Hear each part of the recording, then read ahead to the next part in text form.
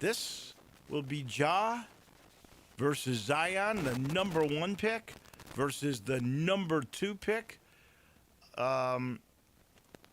In the first act, let's say the first 3 years or so, decidedly Ja Morant, wouldn't you say? That if you were redrafting, you would take Ja Morant over Zion Williamson? Because Zion was always injured, never played. Now, it got a little dicey after a couple of years with Ja, with suspension and his own injuries. I don't know how many times they've taken on one another, but they will tomorrow night because it is the first game and both of them are healthy. And that, let's just call this Act 2. Second act of a 2-act play. Maybe there'll be 3 acts. I hope there are. But in the long run, who will you take? We'll see. Because Ja, if he's healthy, we know what he can do. It's a different Zion now. He's lost a bunch of weight. Will he be as physical down low, unstoppable down low, without the weight? Certainly you hope he will be more available. That will be critical for sure. I mentioned the World Series. George Springer last night. I really thought that Seattle was finally going to win their first American League pennant. Be honest with you, I was kind of hoping so. I like the Cal Raleigh story. I like Naylor. I like that team. I was, in full confession, pulling hard for the Seattle Mariners to pull it off to win a Game 7. And there's nothing better than a Game 7. Just, it's fantastic. But in the 7th of Game 7, it was George Springer who rose to the occasion with a 3-run dinger, and that was the end of the Mariners and the Blue Jays. I think I read this. Landon Schmidt, were you watching that game at all? No, I was at the movie theaters last night. You were at the movie theaters. We had doubleheader Monday Night Football. We had. Oh, don't get me wrong. I still caught the action. Okay. Well, there was a graphic on the broadcast. So if you weren't watching that, it wouldn't be in the highlights. But it said that the Blue Jays, in the middle of the game, when they'd fallen behind, had won 49 games of their total, which was in the 90s. 49 of them had been won in comeback fashion. In other words, they fell behind in the game and they came back to win it. That's 50. That's more than half the games that you won. You had to come from behind. Wow. That's impressive. A heck of a story. 50 wins that way. Man. And they got it. They got it. So they're now in World Series. The Dodgers, which I'm sure Fox Sports loves. They're headquartered in L.A. It is the second largest television market in America. Against the Toronto Blue Jays, who've been there before. They have been to World Series before. And that's part of the reason why I was for the Mariners. The Mariners never have won an American League pennant, and they were sitting right there with a 3-1 lead. I thought they were going to get it. I wanted it so bad for them. Me too. But this is the World Series we get. I've got a feeling, as good as Toronto has been, and they did knock off the mighty Yankees, destroyed them, I'll be surprised if the Dodgers, if they get the starting pitching that they got in the first rounds of postseason to go with that lineup, I don't think the Dodgers can be beaten. I think they will be the first repeat champion since the Yankees in the early zeros. Right? Correct. I think this could go. Is the first game? Where is the first game? Is it in L.A. or is it in Toronto? Stand by. Okay. If it's in L.A., they still do 2-3-2, right? I think so. I think if it's 2-3-2 and it starts in L.A., I say the Dodgers in 6. It's going to be at Toronto. At Toronto. Win 1.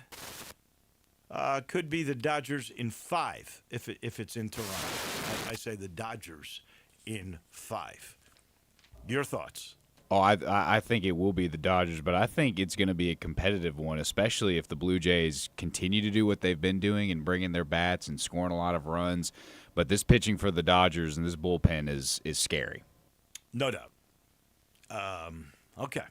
Now, there was a press conference yesterday regarding the Tigers, USF, and the status of one Brandon Lewis, quarterback for the U of M, injured early, first series, second half in Birmingham, did not come back.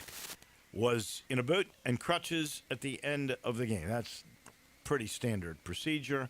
I've seen that happen, and the guy plays the next week. Not ruling it out, because Ryan Silverfield, much to what I expected, said yesterday, day to day. Now, they have a thing called the injured reserve.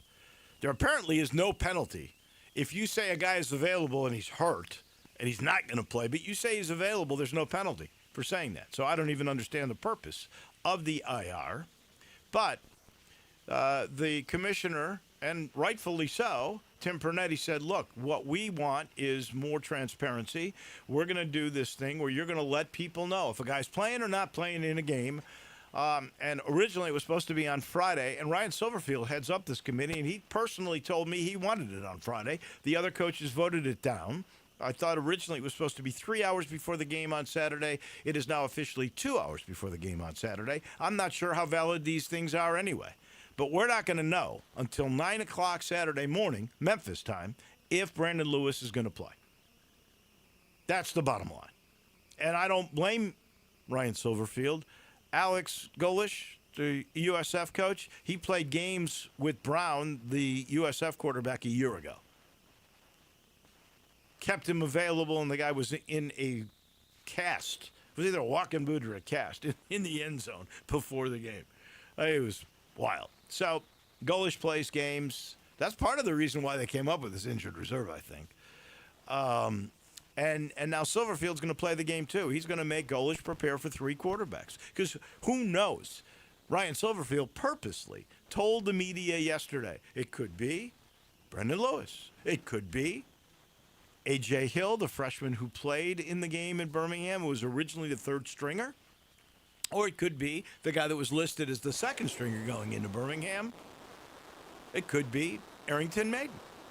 So you got to prepare for all three. All three will have different packages. So we will have to wait and see. And I am told, I haven't really double-checked on this, but I am told that line now started at 1.5 in favor of USF. And now it has gone to 4.5. Let me absolutely double check on that to see if that is the case. And it is 4.5. So that line keeps going up. Crazy. But that is the way it seems to be going. Maybe they know Lewis isn't going to play. I don't know. Monday Night Football last night, one game that really was terrific in particular, and it struck me that Jahmyr Gibbs, the running back for the Detroit Lions, had an unbelievable game. 218 total yards. He had one run of 78 yards from the line of scrimmage. Had a long pass catch, too. They clocked him at 22.2 miles per hour. I don't know when this happened. It kind of drives me crazy. It used to be we'd give 40 times, right? 40-yard dash. You knew if a guy was, if it was, first of all, it was 100-yard dashes for a minute. If it was under 10, it was great. I think if you did the 40 in what was a great time? 3.3 or 3.4. That's record-setting across the world. 4.2, 4.3 is really good. Okay. I can understand that. Now they do it in miles per hour. So did you watch the Gibbs run? Did you see the highlight of that run? How the guy's got the safety. This is an NFL safety. He's got Antoine Winfield. He's good. Got the angle on him, and he blows by him. That's how fast he's going. They said that was 22.2 miles an hour. That's what they're doing now. They're giving you miles per hour. So that makes what FAU puts out a bunch of malarkey, because they got four receivers, they say, run faster than 23 miles an hour. You're not running faster than Gibbs did last night. That's 22.2. I'm believing the NFL. I am not believing this SID garbage from Florida Atlantic. And to give a point of reference, Jahmyr Gibbs' 40 time was 4.36. 4.36? Okay. which is really I fast. don't know where I got into the threes, but Yeah, 3 would be unheard of. well, it'll maybe happen in your lifetime. These athletes keep getting bigger. And I think the stronger. fastest was set by Xavier Worthy. I think he ran a 4.22. Is that right? That's the fastest, a 4.22? Okay. Yeah. These things slip by. Couple of quick stories that I want to bring out. Jack Nicklaus, who was just getting terribly defamed by this guy, this billionaire named Howard Milstein, who in 2007 bought his company for like $150 million or $185 million, whatever it was, and then ran it into the ground. And Jack couldn't do anything because he had a non-compete, but he quit the company, then the board of directors a few years ago when the non-compete was over and all this other stuff. Well, this guy Milstein was trying to say that, one, that Nicholas was defecting to the Live for $750 million. Now, that would make you listen, but Jack didn't care. That's one. And two, then he tried to portray him as mentally unfit to run a business. I mean, this was terrible stuff. And a jury awarded Nicholas $50 million. Congratulations, Jack. You're back. You can now, if you choose to at 85, you can design courses again and run your own company again because he's got now Golden Bear, Milstein does, but Jack's got his name back. Thank goodness for that. Two quick notes. Tyrese Hunter to the G League. I meant to mention yesterday. I love this kid. He goes, Memphis will always be home. He loved the family. He loved the city. He loved the way everybody treated the players and the attention they got. Congratulations, Tyrese Hunter. And Exhibit 9, by the way, he's at the G League team there. But it's a guaranteed minimum, which I think is 6 figures of some kind. I remember Andy Schiffman explaining that. Maybe we'll get another lesson, Exhibit 9 and Exhibit 10 on Friday. The other, Exhibit 10, DeAndre Williams signed a Exhibit 10 deal with Philly.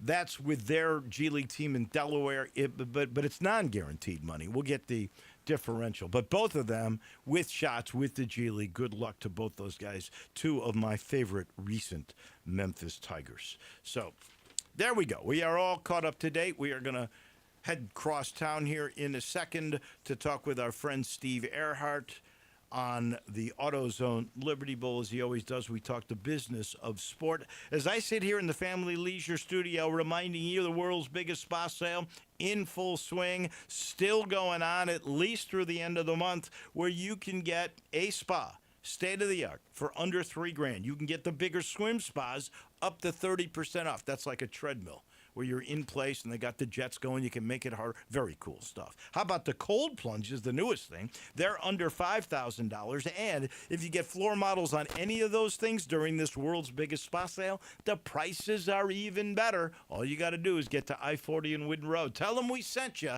to Family Leisure. So we go to the offices of the AutoZone Liberty Bowl and the Big Cheese. The head honcho, as he always does, chats with us on Tuesdays on the business of college football, and a lot of stuff has gone on. Let's start with the Tigers' loss. I know you were probably as surprised as anybody. You've only missed a couple of games. You were not at this one, so I think I'm blaming you.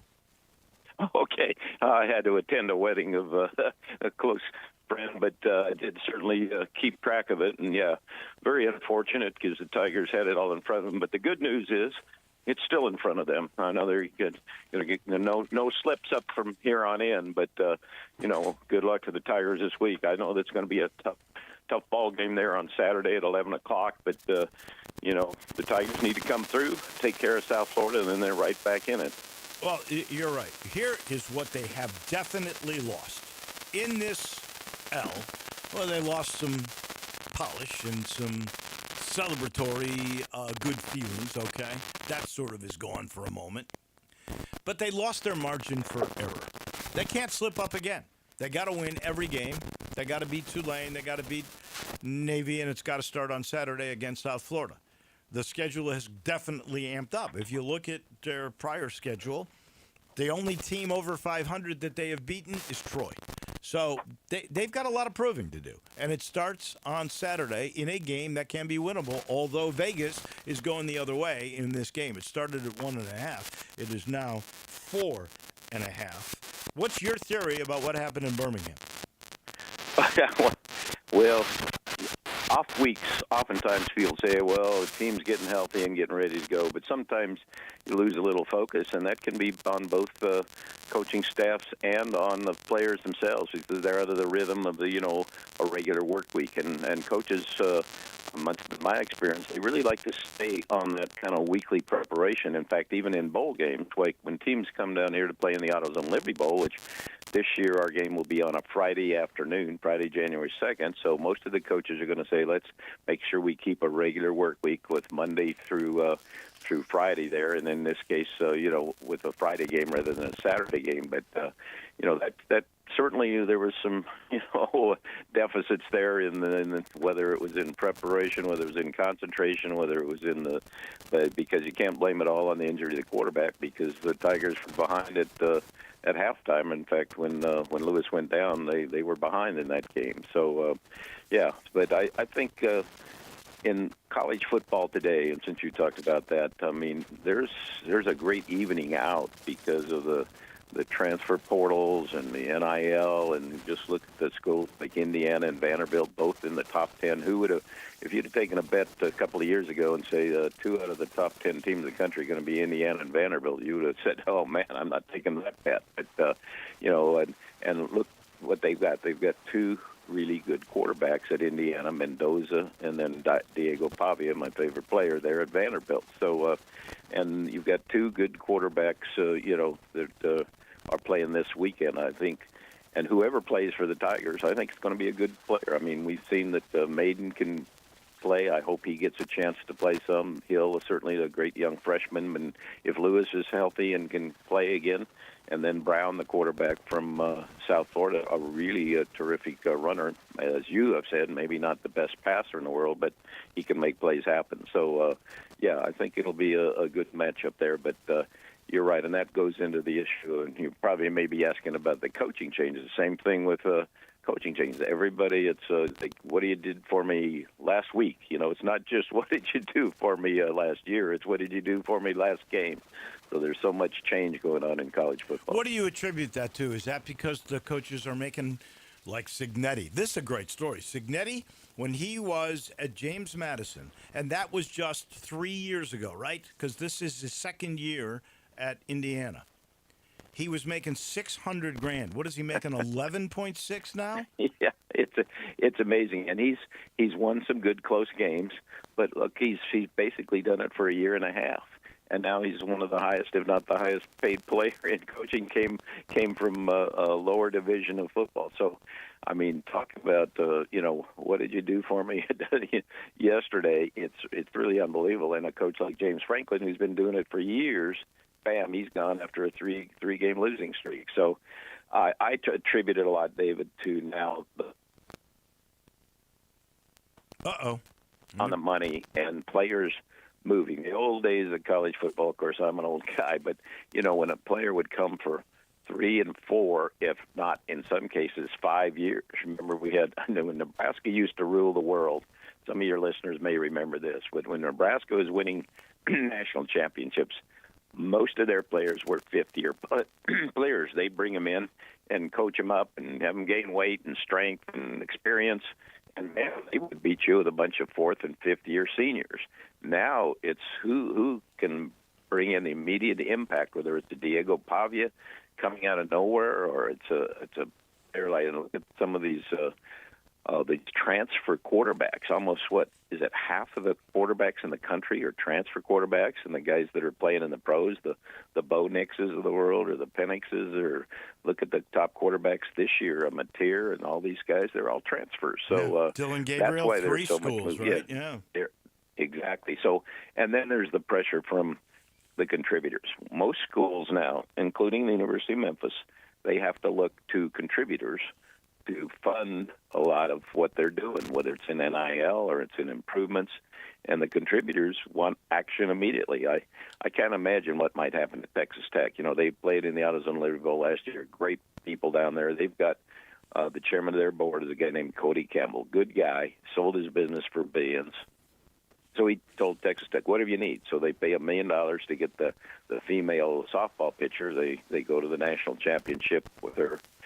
They said, and they've got maybe one of the highest payrolls on the football field. Now, they were cruising along 6-0, and then they get beat. And so I worry about if all of a sudden Texas Tech stumbles and loses 2 or 3 games, boom, could be a change there. But that's why I think there's so many changes there, because they're relying on contributions, and the contributors, most of them want immediate action. If I'm going to give you $1 million to your program, I want to be successful. And most boosters are really good people that, they just want to help their university. There's a lot of boosters, though, that want to be in control and say, okay, that guy just lost 3 games, he embarrassed me, and bam, I want him out.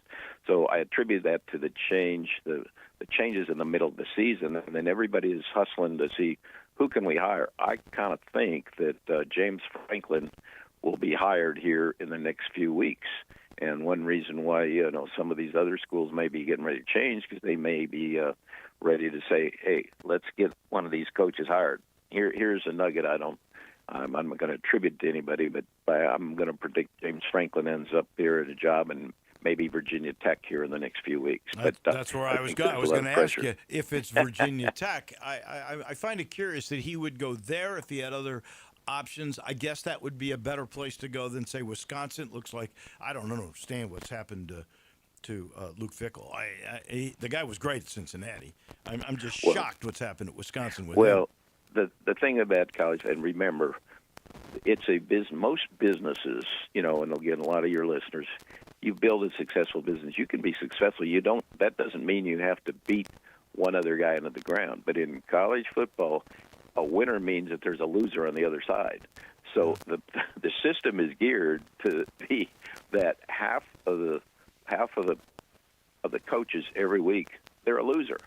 And so, unfortunately, that's what it is, and it's in pro sports too. It's a zero sum, if that's the right deal. That there's one loser, so there's one positive each week, and there's one negative each week. And unfortunately, for somebody to be successful, somebody else has to be unsuccessful, and then that gets put in. And what's the margin of victory or defeat? I mean, James Franklin loses a game. What was it, an overtime against Oregon? Right. And Sam Pittman. Sam Pittman's one of the real wonderful gentlemen, good coach. He got Arkansas to some playoffs, but then, this year 2 fumbles, one against University of Memphis and one against Ole Miss.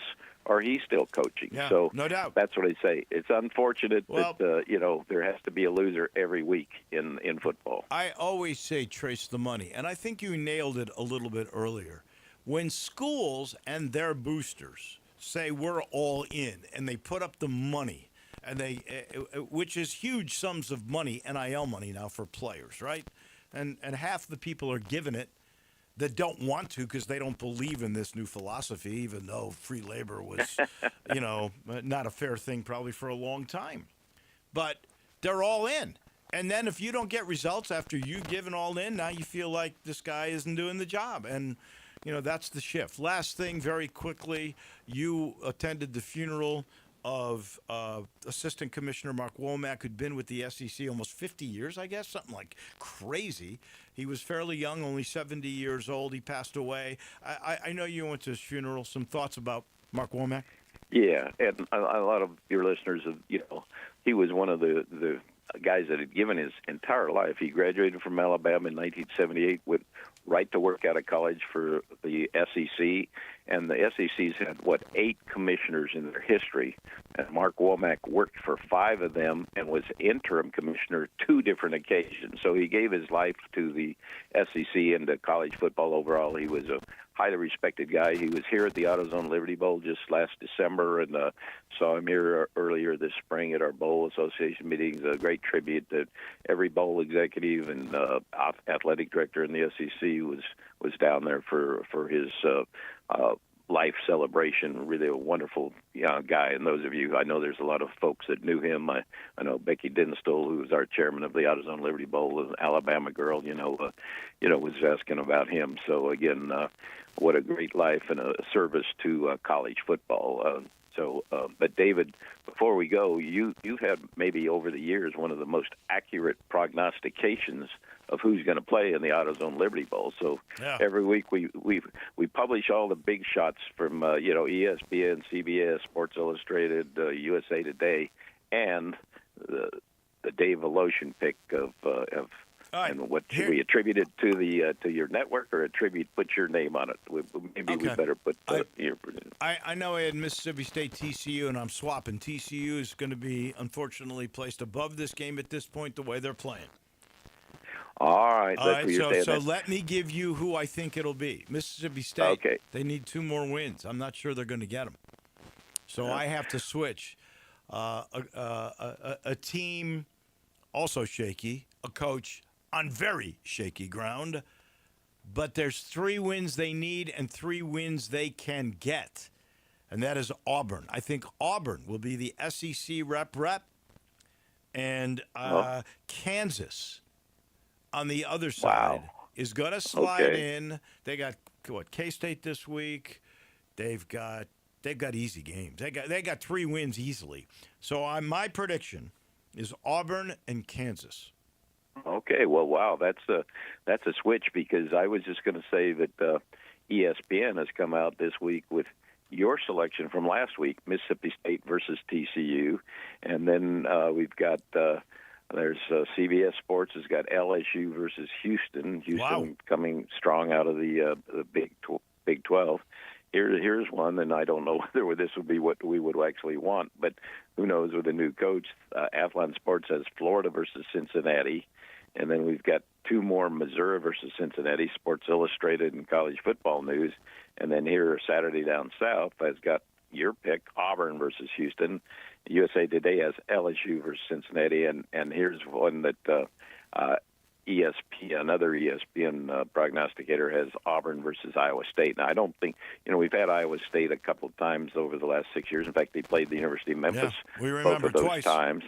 But Kansas had that unbelievable 3 overtime game against Arkansas 3 years ago. So maybe you may be right there. And Auburn, we haven't had Auburn since Bo Jackson days. So I like your pick, Coach Voloshin. Right. So we're going to put that down in the email blast that goes out to thousands of people this week. So I'm marking you down, and I think that would be a great pick. So let's stand by and hold on, and you get a dinner if your prediction comes true. I like that. I have nothing to lose. That's the kind of bet I love. Thank you much, Steve. We appreciate you. Okay. We'll talk to you next week. Thank you, David. That's the big cheese, the head honcho of the AutoZone Libertyville, Steve Era. We take a break. When we come back, we're heading to Baton Rouge. The SEC historian, better known as Ron Higgins, he comes your way next. Start your day with Sports 56 Mornings with Greg Gaston and Eli Savoy. Weekday mornings from 7 to 10, right here on Sports 56 and 98.5 FM. Family Leisure doesn't do anything small. It's always got to be big, just like the world's biggest spa sale. Happening right now at Family Leisure. Check this out. You can get spas starting under $3,000. Spas and even swim spas, they're up to 30% off. Floor model spas have even bigger special prices. Cold plunges are all the trend right now. Take the plunge starting under $5,000. You see a patio furniture set you like? You could get a free umbrella with it. Ask an associate for details. Plus, swimming pools are clearance price now through the end of October. Get yours before the prices increase. That is with any big sale. Special financing, it's available. The only thing small during the world's biggest spa sale at Family Leisure are the prices. Family Leisure, Whitten Road at I-40, where family and fun come together. You know what I love about Central Barbecue? They pay you to do their radio commercials. Well, yeah, but what I really love about Central Barbecue is I'm proud to do their radio commercials. Really? You should put more effort into it. I'm proud to represent the very best barbecue in Memphis, and therefore the best barbecue in the world. Wait, Nothing. I'm proud to do the Central Barbecue ads, too. Believe me, I've done some ads for companies that really weren't the very best in their business. I know the ones you're talking about. No, you don't. That was a long time ago. If you say so. But doing ads for Central Barbecue means being able to say honestly it's a great product at a great price. With lots of great locations. It's time to get your new ride, and Gossett Hyundai South is the place to get your Hyundai on. Come check out our new showroom with less wait for service and get great deals like 2025 Hyundai Elantra SE, fresh, edgy design, 41 MPG MPG Highway, $287.56 a month. How about 2026 Hyundai Tucson SE SUV, comfort, safety, and tech, $323.95 a month. And 3-row SUV Santa Fe SE, $348.83 a month. 29 MPG Highway, or get 1.99 for 60 months available. And they all come with America's best 10-year, 100,000-mile powertrain limited warranty. That's Gossett Hyundai South, 2660 Mount Moriah. Or online, HyundaiMountMoriah.com. If you want it, we got it at Gossett Motor Cars. Elantra SU 053407, MSRP 24430, Tucson TH 629951, MSRP 31760, Santa Fe TH 153662, MSRP 37280, includes all rebates and incentives, TF 895, excludes tax title and license. See dealer for complete details. Offer valid through end of the month with approved credit. Dealer stock only. Must finance through HMA. Not all customers will qualify. Oh no, stomach issues again? Stomach issues? Who are you? Your pancreas. I could be the real reason for your diarrhea, gas, bloating, stomach pain, or loose oily stools. I thought it was my stomach. People often do, but any of these symptoms could mean having a condition called exocrine pancreatic insufficiency, or EPI. With EPI, the pancreas doesn't release enough enzymes to break down food, but EPI is manageable. Use the symptom checker on identifyepi.com and speak with your doctor. That's identifyepi.com. Sponsored by AbbVie. Now back to Wolo and Friends on Sports 56. Here once again is the voice of the Tigers, Dave Woloshin.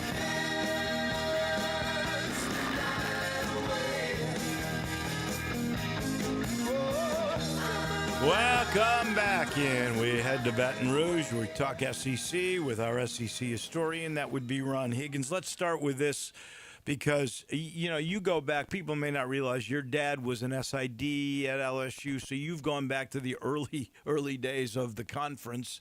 And there was a gentleman who was with the conference almost 50 years, Mark Womack. I know you had to cross paths with him. Maybe you got some stories with him because he was an assistant commissioner for 5 different commissioners in the conference. And I know it had to be sad to see your buddy pass away. Good morning, Ron. Good morning. Yeah, it really was. I've known Woe as long as he's been there. He was there longer than anybody else in the conference office. He dated back to the Boyd McWhorter days as commissioner, and that's about 5 commissioners ago. When he was a key in making an office run. He was a key in TV negotiations and bowl negotiations.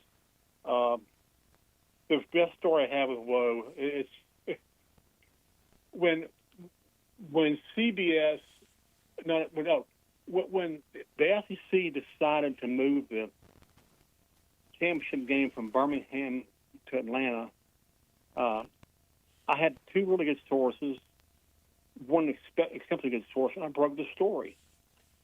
And the SEC was up in arms. And Roy Kramer, the commissioner at the time, he was in France on the CBS trip. It was a thing to the SEC as part of this CBS at that time, and they wanted to trade Roy with a trip to the Olympics. Well, he's in France when this thing breaks, and Womack has to handle all it. He's like, and Kramer goes, "Who broke it?" And he goes, "Oh, because Higgins did." He goes, "My God, how did he get that?" And so, all these years, whoa, every time somebody goes, "Okay, you can tell me who told you." I said, "I'm not." And I always said, "Whoa," I said, "This is something I'm gonna tell you."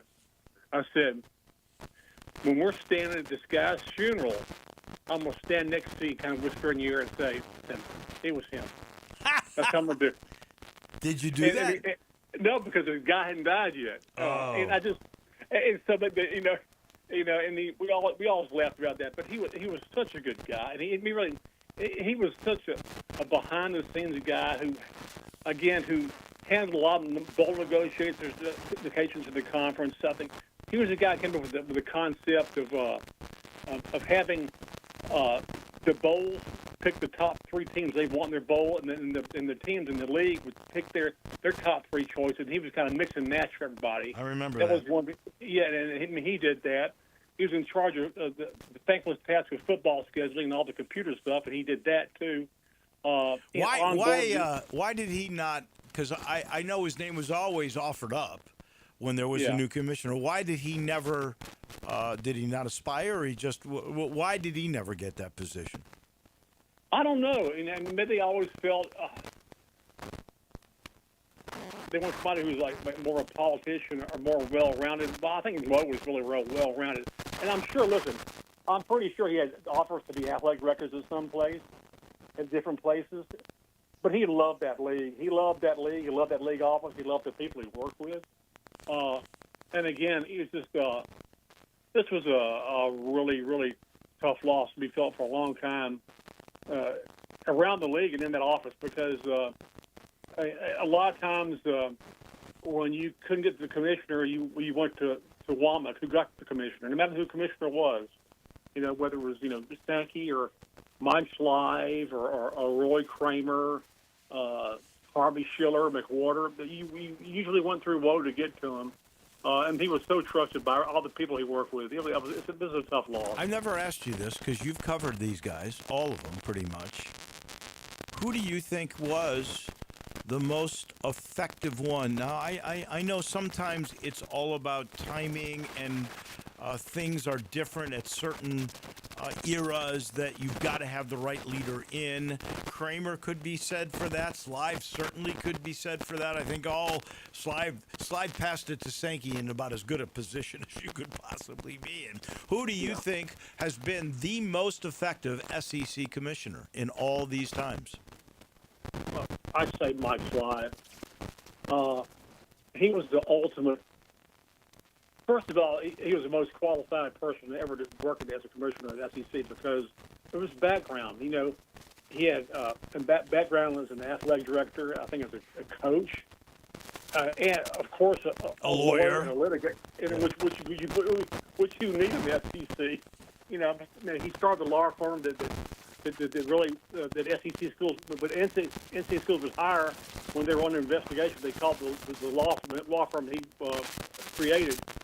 And so he was the most qualified, and he had a great knack of getting everybody on the same page on a issue. He just had a way about him. A great people person. Always had his pulse on everything. He was never afraid to ask, what was going on or how are you doing, and that extended even to the media. I mean, he's responsible for a lot of stuff that happens in the media that was good stuff.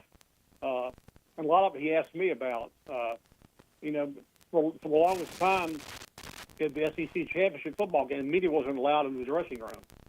But they'd already been allowed in the dressing rooms. I mean, this is after games. In tournament games, the SEC tournament, they would have an interview room, and plus you could go to the dressing room to talk to anybody you wanted for the media, which was great. Well, they had that, but they didn't have that for football. And I went to Slav about that before one game. I think before Tennessee played in the SEC championship game, because the SEC had Eric Beverly was a freshman, and they don't allow you to talk to freshmen. Tennessee wouldn't do that, so we knew we couldn't get to him after the game on any kind of reason. So I told Slav, I said, this is a problem. We can't talk. It's closed. Press rooms are closed. And he got that changed the next 2 or 3 weeks. Next time they had a meeting. I think 3 weeks later, he told the coaches, we're opening dress rooms now on to the media for the SEC championship football game. There's no vote on this. This is done. I'll say this. There are so many different areas that you can brag about Slive. He made the Great Midwest, which became the CUSA. I mean, he started that league. He got a lot of colleges out of trouble with the NCAA. And then here's something that people forget about. The SEC was not a very good basketball league when he became the commissioner.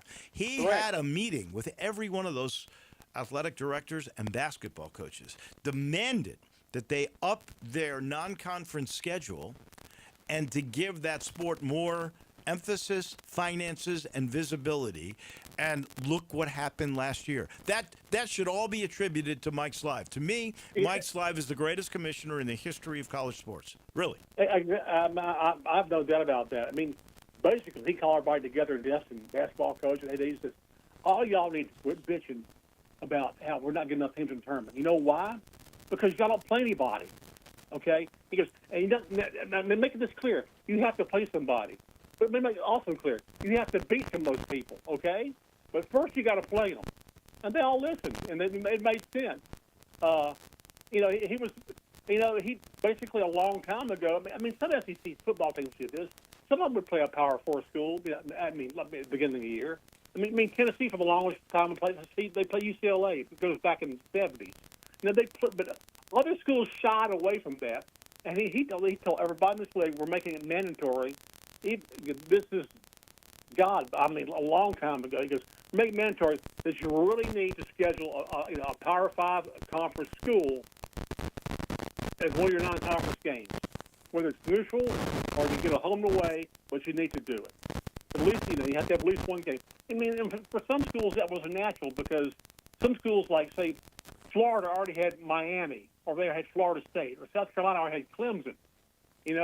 Some of it was natural. For most of the league, it wasn't natural. And so he was telling them, this helps your strength of schedule. No matter how strong you think we are as a league, we need this as our strength of schedule. You need to schedule somebody. And that's when that started. I mean, that's why it's kind of all caught on now, but, you really need to schedule at least one Power 5 conference among your non-conference games. And he's the one who made that clear. Are you surprised going back to football here that A&M is the only undefeated team in the SEC? Yeah, I am. I mean, even they have their flaws, as we saw last week, and but they give up a lot of points. They have the ability to give up a lot of points. But they also can play you two different ways. There's been games where they outscore you. There's been games where they shut you down, and I think that's probably why A&M is probably regarded as the best team in the league, because they can do it both ways. They've done it both ways.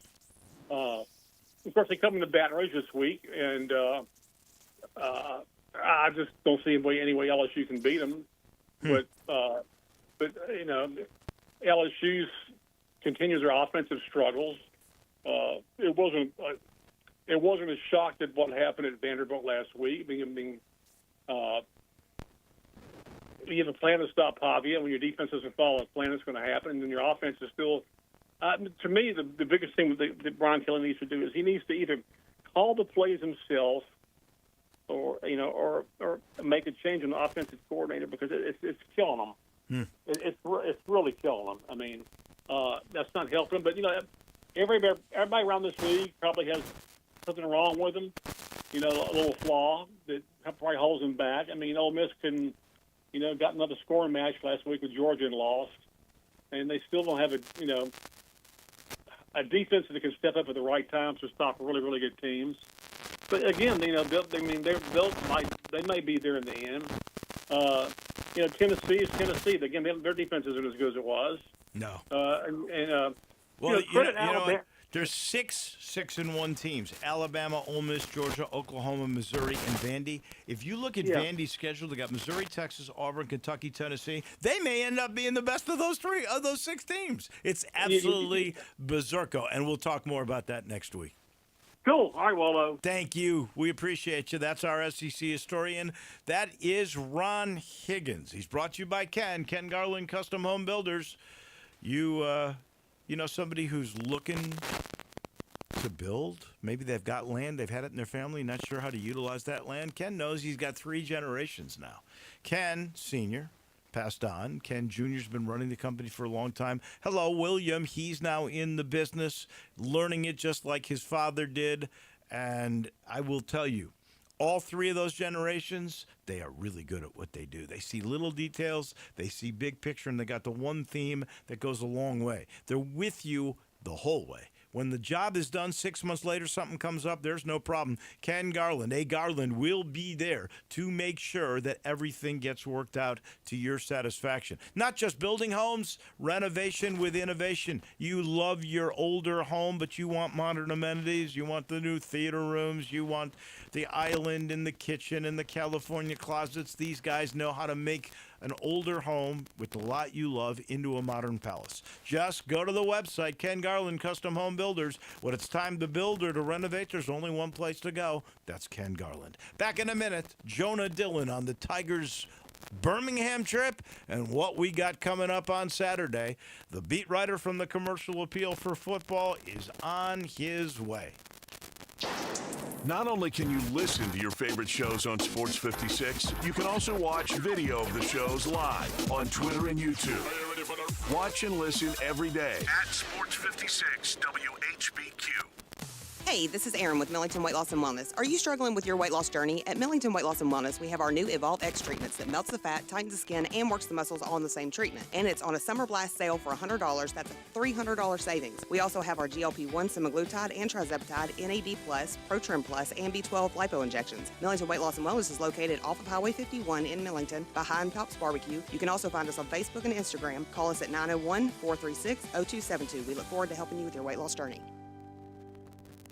Maria's Cantina in South Haven is not your average Tex-Mex joint because they're serving up Mexican with a twist. Maria's Scratch Kitchen is the most creative and diverse menu around. Beyond the traditional huge quesadillas, chimichangas, and fajitas, Maria serves up hand-rolled Latin egg rolls, Cajun and Creole items like catfish, gumbo, and boudin balls, as well as the best sandwiches and 8-ounce burgers in town. Wash it all down with a house margarita for only $5.50 and happy hour every day till 6. MariasCantina.com, 6717 Airways, Mexican with a twist. If you're thinking of selling your home, think of me, Sheldon Rosengarten with Marks Bensdorf, because I've got the tools.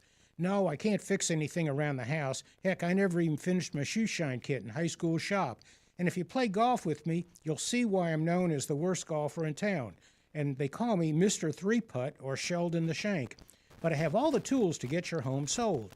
I have a highly successful strategic marketing program that can mean the difference in what you make and when. And I'm part of a nationwide relocation network that provides many more transferred buyers coming into our market. Always interview 2 to 3 brokers. Make sure you include me, the bald, bad golfer who people say when you want the job done, call Sheldon. Reach me at 483-0546 or memphisrelocate.com. That's right, my website says it all. memphisrelocate.com, or anytime call me at 483-0546. At Jason's Deli, when you're dining in or picking up curbside, you can expect wholesome food and no surprises, just delicious sandwiches, crisp salads, and quick quality meals made with the freshest ingredients and no artificial trans fats, MSG, high fructose corn syrup, or artificial colors and dyes. Around here, a lot of thought goes into what we put into our food and what we take out of it, because you're not just taking a bite, you're getting a taste of who we are. New items are constantly being created to expand our menu for all tastes and special diets with vegan and gluten-free options available. Convenience and on-time delivery you can count on. It's just a click away at jasonsdeli.com, so whether you need to feed 5 people or 5,000, the team at Jason's Deli, they have the credentials and the commitment to keep you satisfied. Freshness is nearby at Jason's Deli with locations at Ridgeway in the Park Place Center, Poplar and Highland, Germantown Road in Cordova, and on Goodman Road in Olive Branch. Jason's Deli. It's wholesome food and no surprises. Now back to Wolo and Friends on Sports 56. Here once again is the voice of the Tigers, Dave Woloshin. All we hear is Radio Gaga, Radio Gaga. We head downtown. Our friend Jonah Dillon, beat writer for the Commercial Appeal of Memphis Football, joins us as he does every Tuesday to end our day. And I know you were in Birmingham just like I was. What is your thoughts? What the heck happened? Yeah, I'm still trying to figure that one out myself. It's been a couple days, and there's so much to unpack from that game.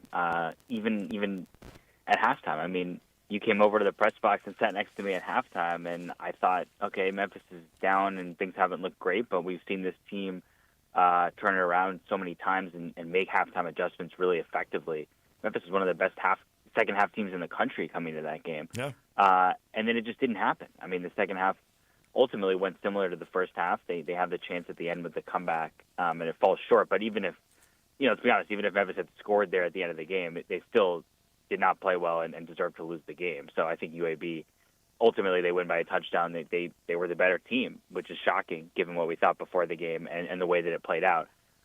Just a really bizarre kind of entire afternoon in Birmingham, and now there's a lot to unpack going forward. Well, surprises all across the board. One, okay, the first touchdown is scripted. They held the ball for like 7, almost 8 minutes on that. It was really a nice job done by this new coach and a quarterback who'd not had more than 5 snaps in his collegiate career, even though he was on his third school. And then you get the Sutton Smith touchdown on the kickoff return, and you think, okay, you know what?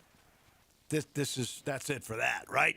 back to form, and that never happened. And that's the first surprise.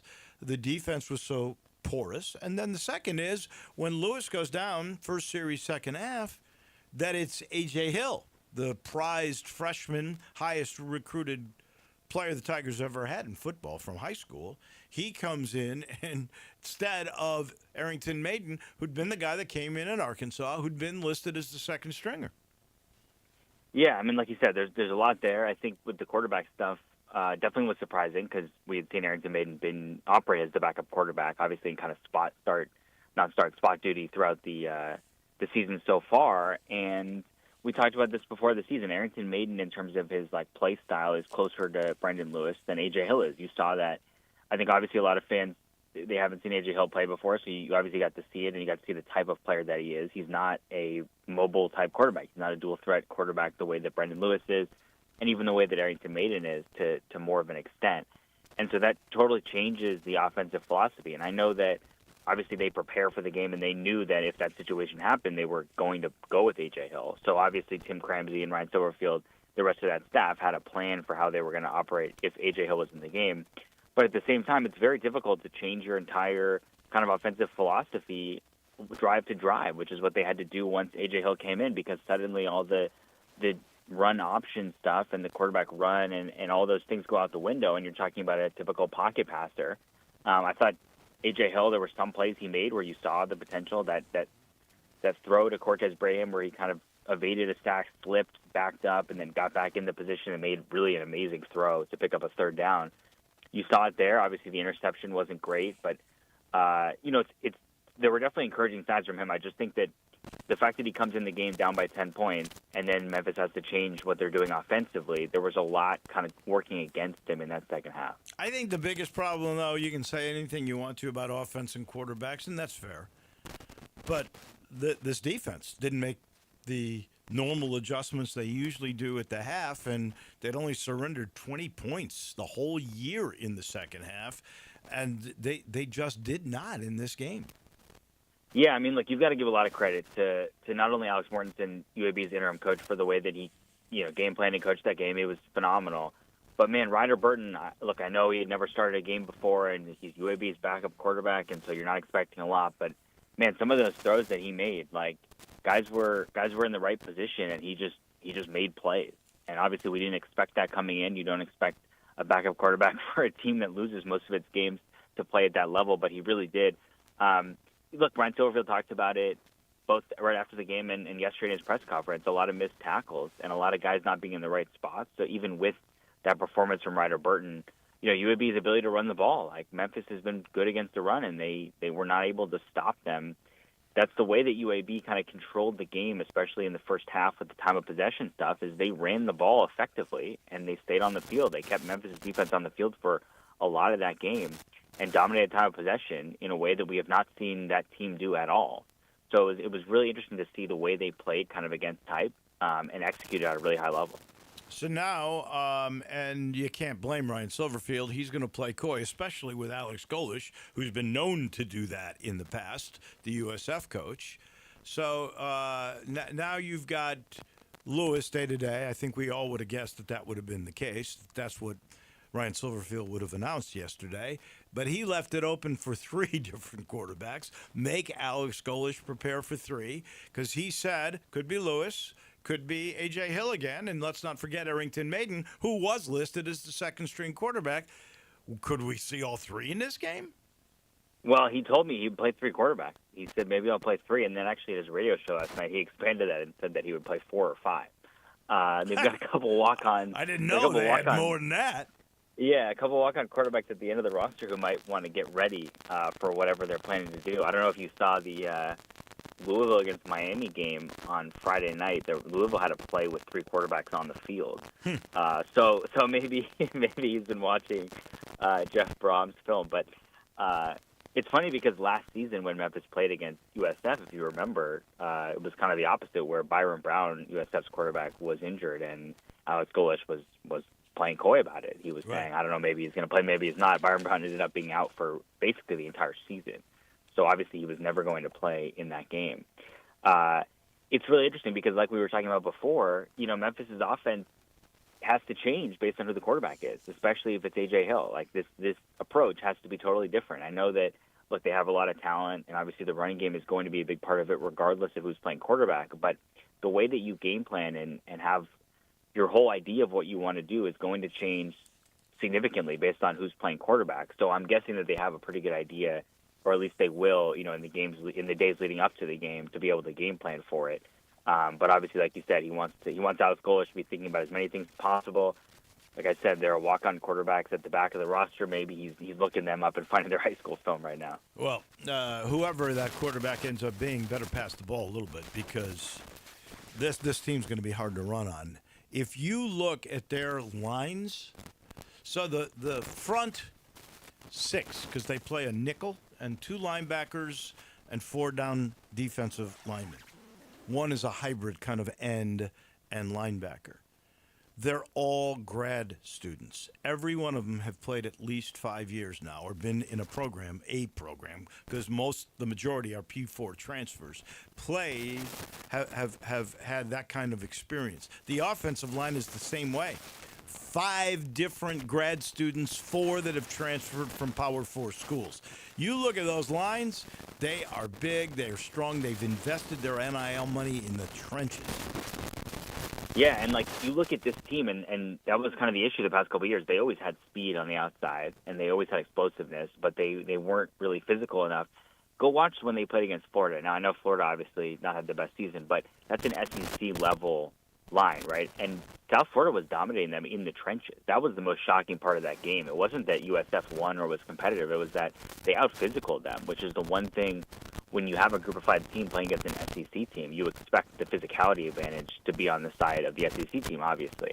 And that didn't happen in that game. And even USF's other games, I mean, against North Texas in the second half, they kind of just ground them down with their physicality. And so Memphis has had a lot of success this year before the UAB game, out-physicaling teams or just running the ball down their throats. And like you said, I don't know it's going to be that easy to do that in this game. And then you've got to worry about USF. Obviously, last time they came here, Byron Brown put 50 points on Memphis, right? So he's a much better player now than he was back then. Back then he was kind of just getting into it, figuring it out. Now he's kind of a fully formed, star player basically with what he can do as a runner and as a passer. And so a lot of questions for this defense, but a huge opportunity, because if Memphis can bounce back and win this game, suddenly it's not going to totally erase what's happening at UAB, but it's going to significantly change the storyline going forward in the season. Well, you're absolutely right. It's not going to take the tarnish off of that loss, but it puts you back in the driver's seat to be the G5 rep.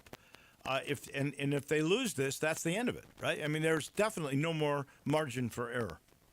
Yeah, which is crazy. I mean, that's college football, right? I know people talk about the playoffs is expanding and now the games don't matter. Like, you're talking about you went from we're going to host College Game Day, we're going to go to the playoff, where let's pick our destination for the playoff, where do we want to go, to if we don't win this game, it's over. And that was in a couple days. I mean, that's how crazy it is in college football these days. It's not the first coach or the first team. Look at Penn State. 3 weeks ago, They were being talked about number 1 best seed. Can't wait for that Ohio State championship game in the Big Ten, to Franklin's out of a job. So crazy things have happened in college sports, UCLA, the whole year, and this was just another chapter. Last week, look what Louisville did to Miami. I thought Miami might be the best team in the country. So lots of football still to be played, and Saturday will be a big one at 11 o'clock. We'll see you there, Jonah. Talk to you next Tuesday. Yep, thanks for having me. Thank you. That's Jonah Dillon, beat writer for the Tigers in the Commercial Appeal. That'll do it for us. We got the whole gang back tomorrow. That's going to be fun. We'll start with Dennis Philippi. We got the business of sports with Joe Dank, and then we'll talk World Series with Tim Doolin. Big day tomorrow, but the hits keep coming right here, right now. Johnny Radio, fresh from his vacation. He's back, and he's next. Have a great day, everybody.